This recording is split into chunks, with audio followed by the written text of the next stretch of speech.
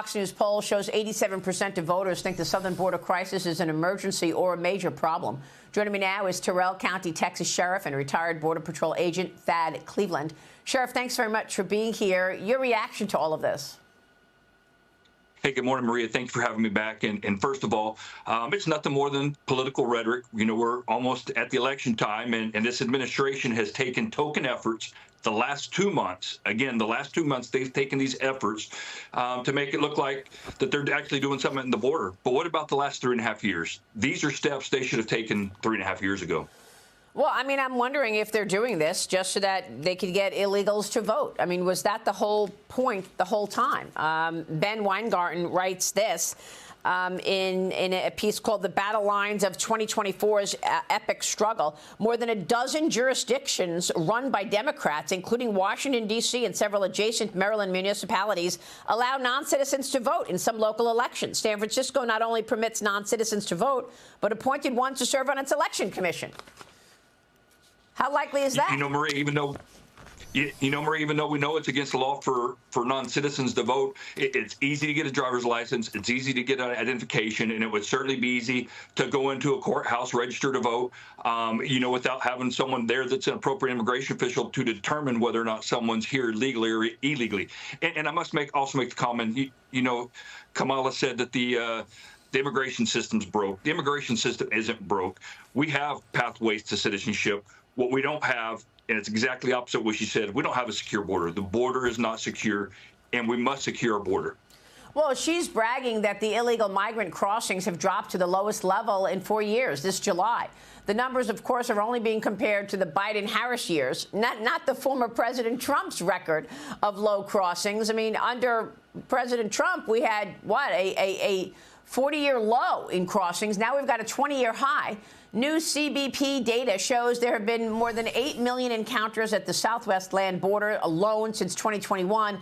Those are the people that we've stopped and apprehended. And, of course, that doesn't include the 2 million plus gotaways. So you're talking about 10 million illegals on Kamala Harris's watch.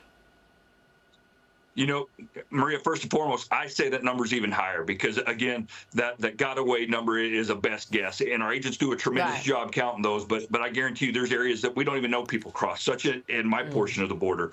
But again, going back, this administration has, the last 60 days, taken token efforts to secure the border. Actually, I won't even say to secure the border, to stop some of this illegal immigration. Border security and migration are two separate issues. And you know as well as I do, we have those pathways, again, to migrate. We have to make sure that the people coming aren't going to be a public charge, and we have to also make sure that we know who they are. We have to get certifications from their country about their criminal records, and we're not doing that. We're vetting them against our own records. Again, our borders remain porous, and until we get a different administration who's actually going to tackle this problem, we're going to continue to see the same.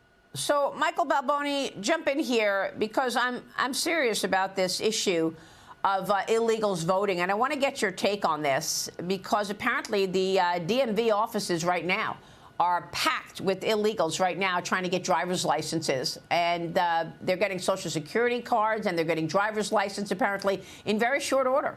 Yep. After coming into the country, they want to get them naturalized as soon as possible before the election. It's a normalization of an illegal act. Coming into a country, going across a border surreptitiously. I mean, Sheriff, you've seen this in Texas for over decades. I mean, what now has changed at the border given this tough talk that's coming from Washington, D.C.? Are you getting more resources at the border to help you with these types of encounters? Certainly not. Not from the federal government, that is. We are from Governor Abbott here in the state of Texas. My county has specifically benefited from Governor Abbott's Operation Lone Star. That's where we've seen that additional assistance. And to your point about DMV offices, look, when I was assigned to U.S. Border Patrol headquarters in Washington, D.C., I'd go sit in the DMV office to get my license for hours. Meanwhile, people that were here illegally, based on my expertise in immigration and illegal immigration, they would go in, they would get their ID or their driver's license and walk back out while I had to produce Social Security card, bills to show my address. For whatever reason, it certainly is easier. Maria, I've spent a lot of time overseas, especially in places like the Baltics, and they do not let you get any type of ID to use for travel or any other purposes. Across Europe, there has been this incredible reluctance to have anybody come in and normalize what they're doing.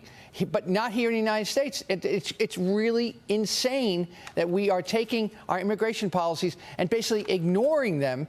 And think about all the people who came through Ellis Island or did the immigration the right way. And now they sit and they say all these people coming in, getting the benefits of the United States without having to do any of the background checks. And your first slide talked about the terror watch list. That is a major concern. We still have no idea who these people are, what their training is, and what their motivations are with coming within this country. Well, I mean, they're unvetted, right, Sheriff? I mean, we don't know where they're coming from or what the motivation is. And we mentioned the gotaways a minute ago.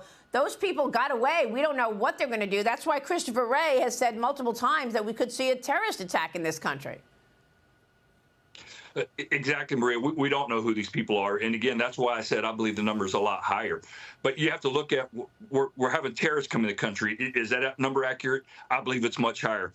I believe we're having political activists, probably some of those that are there in Chicago today. We're having criminal aliens coming to this country, and we're certainly having spies coming to this country. So we're being attacked from all sides. And I'm not so worried about a 9/11 style event. You know, our infrastructure, whether it's our banking systems, if it's our electrical grid. You know, there's so many vulnerable, you know, fields in our country. I just hope that we get a change in the White House, because that's what it's going to take. It's going to take a strong leader in the White House. What about all these immigrants at these DMV offices where people are going to try to go get a license? They can't get an appointment at the DMV because it's jam-packed with illegals. The person that spoke to me about this weekend, you know, identified several places in Texas where he couldn't get in. The first one was in Weatherford.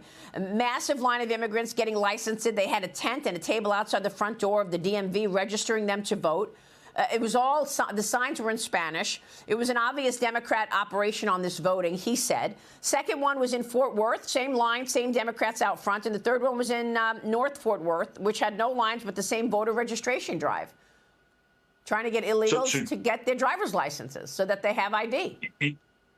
Certainly. So again, two points I'd make is, one, I've experienced that myself in the various states I've been in, whether it's been out in Arizona or up in Virginia, as well as my home state of Texas when I moved back home. But you specifically mentioned one city, and the aliens that we see in smuggling in our county, the people that come down are heading to Fort Worth, they're heading to Dallas, they're heading to Houston. So I certainly believe that those quotes you have are accurate. All right. Sheriff, we're going to keep watching this, of course.